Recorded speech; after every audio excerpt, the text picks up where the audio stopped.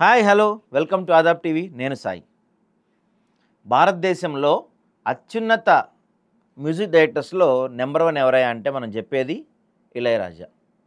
Cinema పాట స్థితిని గతిని మెరుగుపరిచిన అతి కొద్ది మంది సంగీత దర్శకుల్లో ఒకళ్ళు ఇళయరాజా. ఇవాళ ఇళయరాజా పుట్టినరోజు. ట్రెండ్ సెట్టర్ అంటే ఇతనేమో అని కేవి మహాదేవన్ ఇళయరాజాని అనటం ఇళయరాజా మనకు సరిగ్గా తెలియజేస్తుంది. 1943లో రాసయ్యగా పన్నయ్యపురం అనే తమిళనాడులోని ఒక మారుమూల గ్రామంలో పుట్టి, చాలామందికి ఇళయరాజా అంటారు కదా, ఆయన పేరేం తెలుసా? రాసయ్య. 1976లో అణక్కిలి సినిమాతో ఇళయరాజాగా సినిమా సంగీత దర్శకుడయ్యారు ఆయన.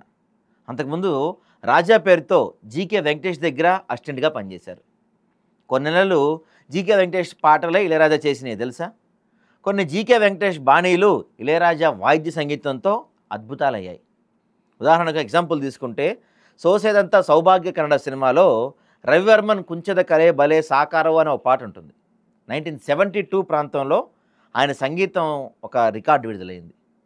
దీనిపై ఆయన పేరు రాసయ్య అని రాసుంటుంది. చిక్కని కర్ణాటక సంగీతాన్ని, చక్కని ఫారెన్ సంగీతాన్ని, అంతే చక్కని జానపద సంగీతాన్ని ఎంతో ప్రతిభావంతంగా, ఎంతో సృజనాత్మకంగా ప్రయోగించారు ఇళయరాజా గారు. ముంజాపిరై అన్న తమిళ సినిమాలో ఇళయరాజా చేసిన పొన్మినే ఉరుగేదే పాట విని ఆర్డి బర్మన్ ఆశ్చర్యపోయారట. ఇక ఎస్జే రాజేశ్వరరావు ఒక సందర్భంలో ఎన్నో ప్రయోగాలు చేస్తున్న మేధావి అని ఇళయరాజాని అన్నారు. ఫారెన్ అంటే ఈ పాశ్చాత్య సంగీతంలో విశేషం బాగా హైలైట్గా చెప్పుకునే హార్మోనీ, లేకపోతే ఈ సింక్ ఆప్షన్స్, బేస్ లైన్ కార్డ్స్ను ఇళయరాజా చాలా అద్భుతంగా, చాలా బాగా ప్రగాఢంగా ప్రయోగించేవాళ్ళు. కర్ణాటక సంగీతాన్ని విశేషమైన ప్రజ్ఞతో ప్రయోగించారు. రాగ తాళ నడకల్లో ప్రత్యేకమైన ప్రభావవంతమైన నేర్పును ప్రదర్శించారు. ఎరుకక ఆధారంగా ఎన్నో పాటల అద్భుతాలు నిర్మించిన గొప్ప సంగీత దర్శకుడు. నౌషద ఇళయరాజా దగ్గర నుంచి తాను నేర్చుకోవాల్సింది ఎంతో ఉందని బహిరంగంగా చెప్పారు తెలుసా. ఇక శంకర్ జయకిషన్ తర్వాత అనూహ్యమైన, అసాధారణమైన, సంగీతపరంగా ఎంతో గొప్పమైన పాటల్ని, ఘనమైన పాటల్ని ప్రజాదరణ పొందిన పాటలుగా చేయగలిగింది ఒక్క ఇళయరాజానే. దాదాపుగా 1200 సినిమాలకి ఇళయరాజా మ్యూజిక్ చేశారు. 8000 పైగా పాటలు చేశారు ఆయన. దళపతి సినిమా తెలుసు కదా. దళపతి సినిమాలో ఇళయరాజా రాసిన రక్కమ్మ కయ్యతట్టు పాటని BBC గొప్ప పాటగా చెప్తూ ఉంటుంది. సృజనాత్మక పరంగా అది చాలా గొప్ప పాట. ప్రపంచంలోని 10 మంది గొప్ప సంగీత దర్శకుల్లో ఇళయరాజా ఒకళ్ళు. ఇళయరాజాకు సంగీతపరంగా అంతర్జాతీయ ఆలోచన, సృజనాత్మకత, ఆచరణ ఉన్నాయి. ఆయన చేసిన how to name it, nothing but win albums అందుకు ఎగ్జాంపుల్స్ మనకి. ఇక తెలుగు స్వాతిముత్యం సినిమాలో పట్టుచీర తెస్తానని పాటను, అదే సినిమాలో రామ కనవేమిరా అన్న హరికథను తెలుగు వ్యక్తి కాని ఇళయరాజా చాలా గొప్పగా తెలుగుతనంతో చేశారు. ఇళయరాజా తన ప్రయోగాల వల్ల కొన్ని సందర్భాల్లో వివాదాస్పదంగా కూడా మారాయి. బహుశా ఆయనలా విమర్శలకు గురైన సంగీత దర్శకుడు మన దేశంలో ఇంకొకరు లేరేమో. వేవేల గోపెమ్మల మువ్వ గోపాలుడే పాట అసలు బాణి చేసే విధానమే కాదు అని చాలామంది చెప్తూ ఉంటారు. ఇళయరాజా గత 20 ఏళ్లుగా తెలుగు సినిమా పాటను పెద్ద ఎత్తున ప్రభావితం చేస్తున్నారు. ఇళయరాజా పాటల ఆధారంగా కొందరు దర్శకులు తెలుగులో ఆయన ఇన్స్పిరేషన్, ఆయన ట్యూన్స్ కాపీ కొట్టొచ్చారు. Ilaiyaraaja a special flair and flavour in India film music. Ilaiyaraaja తన సంగీత స్వప్నాలను నిజం చేసుకునేందుకు సంగీత కనవుల్గల్ అంటే సంగీత స్వప్నాలు అనే పేరుతో ఆయన ఒక పుస్తకం కూడా రాశారు. ఎన్నో కష్టాలు, ఎన్నెన్నో అవమానాలు, ఇంకెన్నో తిరస్కారాలు అన్నీ పడ్డాక రాసయ్య రాజా అయ్యి, ఆపై ఇళయరాజా అయి సంగీత సాగరంలో ఉవ్వెత్తున లేచిన కెరటమయ్యారు. అణిక్కిలితో ఎగిసిన ఇళయరాజా శిఖరాలను అందుకున్నారు. తొలి 4 సంవత్సరాల్లో 100 సినిమాలు పూర్తి చేశారు. సినిమా తర్వాత సినిమాతో సినిమా సంగీతానికి తన ప్రతిభతో కొత్త రుచులు చవిని చూపారు. ఒక్కసారిగా దేశం తమిళ సినిమా వైపు తలెత్తి తిప్పింది. ఇళయరాజా వల్ల తమిళ్లో వస్తున్న సినిమా సంగీతాన్ని ఆశ్చర్యంతో వినటం మొదలుపెట్టింది యావత్ దేశం. ఇళయరాజా తొలి సినిమా అణిక్కిలి తమిళ్ సినిమా సంగీతంలోనే కాదు, మొత్తం దక్షిణాది సినిమాలోనే ఒక అనూహ్యమైన ఒరవడికి నాంది ఈ అణక్కిలి సంగీతం. 6/8 నడక లేదా తాళ నిర్మాణం టైమ్ సిగ్నేచర్లో ఒక ఊపు ఊపేసిన పాట ఇది. జానపద తాళం 6/8ను ఇళయరాజా వాడినంత గొప్పగా దేశంలో మరో సంగీత దర్శకుడు వాడినట్టు లేదు. 1950 నుంచి 70ల వరకు ఈ 6/8 మన దేశ సినిమాలో చాలా తక్కువ. వెస్ట్రన్ కంట్రీస్ మ్యూజిక్ను తన మేధతో ఇళయరాజా ఈ పాటలోకి తీసుకొచ్చారు. పాశ్చాత్య సంగీతంలో ఒక గిటార్ ఖండికను జానపద బాణీగా మలిచారు. ఈ విషయాన్ని ఇటీవల ఇళయరాజాకు ఒక వేదికపై డెమో చేసి తెలియజేశారు.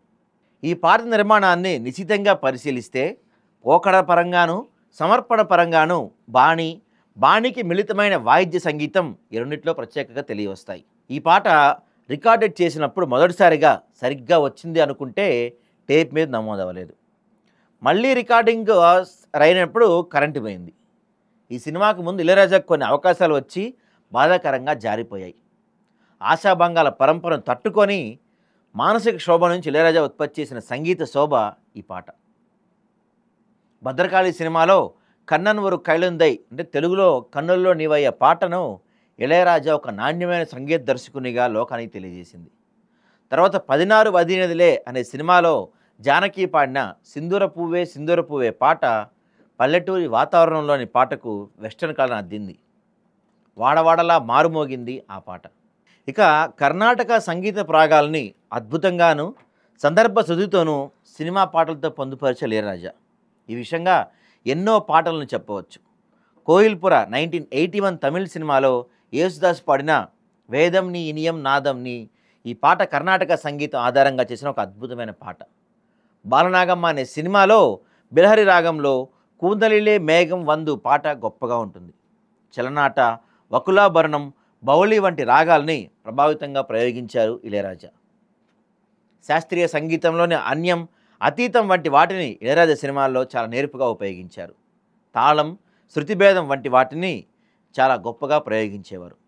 తెలుగు సాగర సంగమ సినిమాలో కర్ణాటక సంగీతం ఆధారంగా గొప్ప పాటలు చేశారు ఇళయరాజా. నిజానికి సాగర సంగమం సినిమా బ్యాక్గ్రౌండ్ స్కోర్ ఒక సమాంతర దర్శకత్వంలా ఉంటుంది.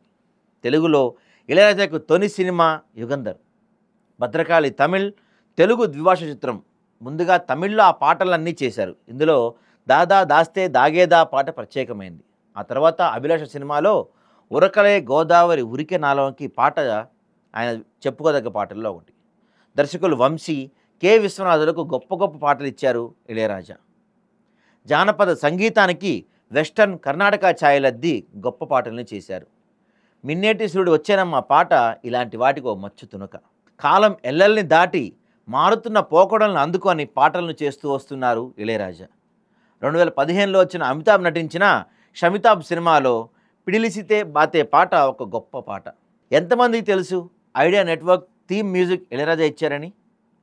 మణిరత్నం తొలి చిత్రం పల్లవి అనుపల్లవిలో సినిమా నగువా నైన పాటలోని ఒక ఫ్రేజ్ అది తెలుసా? ఇళయరాజా ఒక కవి కూడా. ఆయన కొన్ని సినిమాలకు పాటలు కూడా రాశారు. ఇటీవల ఇళయరాజా అంతర్జాతీయంగా వైలెన్ పేరుతో సింఫనీ సంగీతాన్ని చేసి ప్రపంచాన్ని ఆశ్చర్యపరిచారు. సింఫనీ చేయటం అంటే మాటలు కాదు, ఏవో మాటలు చెప్పేయటం కాదు. సింఫనీ మాటలతో ఇళయరాజా గొప్ప అని చెప్పటం గొప్ప కాదు, ఇళయరాజా గొప్పతనాన్ని అవగతం చేసుకోవటం చాలా గొప్ప. ఇళయరాజా కులం ప్రాతిపదికగానో రిజర్వేషన్లతోనూ జీవించడం లేదు. అట్టడుగు స్థితి నుండి ప్రతిభతో, ఎరుకతో, పరిశ్రమతో, కృషితో, జ్ఞానంతో, సృజాత్మకతతో ఎదిగి చరిత్ర సృష్టించిన ఉన్నతమైన కళాకారుడు. మనిషి ఎదడానికి కులం ప్రధానం కాదు, అడ్డు కాదు అని తాను సాధించిన విజయంతో చాటిన వ్యక్తి ఇళయరాజా. దళితత్వం అన్నది పుట్టుకతో వచ్చేది కాదు, అది ఆలోచన సరళి, ఆపై ప్రవర్తన అన్న దాన్ని నిరూపించిన వ్యక్తి ఇళయరాజా. అర్ధ శతాబ్దం క్రితమే బ్రాహ్మణ్యంలోకి వెళ్ళి పెను విజయవంతమైన శక్తి ఇళయరాజా. బ్రాహ్మణత్వం అంటే పుట్టుక కాదు, జీవనించే విధానం, ప్రవర్తన సరళి అనుకున్న సత్యాన్ని ఆకలింపు చేసుకున్న వ్యక్తి, దాన్ని అనుసరిస్తున్న వ్యక్తి. ఇళయరాజా దైనందిన జీవితం బ్రాహ్మణత్వంతో ఉంటుంది. ఇంకా ఎన్నో చెప్పుకోవచ్చు ఇళయరాజా గురించి. ఒక్క మాటలో చెప్పాలంటే పాత బూజుకు ఇళయరాజా దొరకరు. మాటలపై మాటలతో పలు మాటలు చెప్పుకుంటూ ఉండాల్సిన, కాలాలు మెచ్చుకుంటూనే ఉండే సంగీత సృష్టికర్త ఇళయరాజా.